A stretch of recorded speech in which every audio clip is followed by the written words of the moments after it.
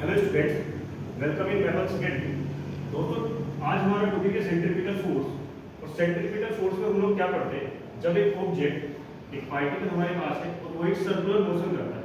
तो circular motion के लिए उसको एक फोर्स की रिक्वायरमेंट होती है जिसको हम लोग बोलते हैं centripetal force. Centripetal force always directed होता है towards the centre of the circular path.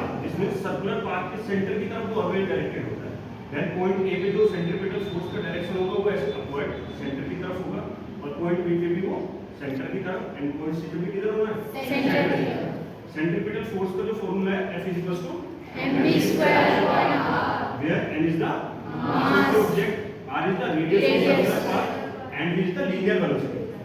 अगर किसी ऑब्जेक्ट को जो कि सर्कुलर पाथ में मोशन कर रहा है, अगर आप अचानक से सेंट्रीपिटल फोर्स की वैल्यू को 0 कर दो, देन उसकी जो वेलोसिटी है वो लीनियर हो जाएगी।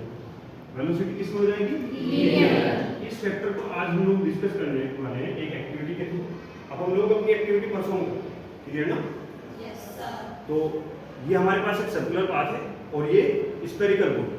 ये स्फेरिकल बॉडी जब इस सर्कुलर पाथ में मोशन करेगी तब हम इस स्फेरिकल पाथ के किसी भी एक पॉइंट पे सेंट्रीपिटल फोर्स की वैल्यू को 0 करने वाले हैं। ठीक है, हम ये वाला पॉइंट कंसीडर कर लेते हैं और इस वाले पॉइंट पर हम लोग मार्क करेंगे, और इस वाले पॉइंट पे क्या कर लेते हैं, सेंट्रीपिटल फोर्स की वैल्यू को अचानक से 0 कर देते हैं। क्लियर ना?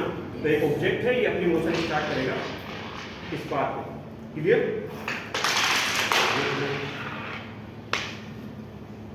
ये जो ऑब्जेक्ट है ये अपनी मोशन स्टार्ट करेगा इस सर्कुलर पाथ पे। ये देखो, अचानक से जब आप इसकी वेलोसिटी, इसका जो सेंट्रीपिटल फोर्स है उसको क्या रखेंगे, 0, तो इस ऑब्जेक्ट की वेलोसिटी है वो सर्कुलर ना रह के कैसे हो जाएगी, स्ट्रेट हो जाएगी। क्लियर?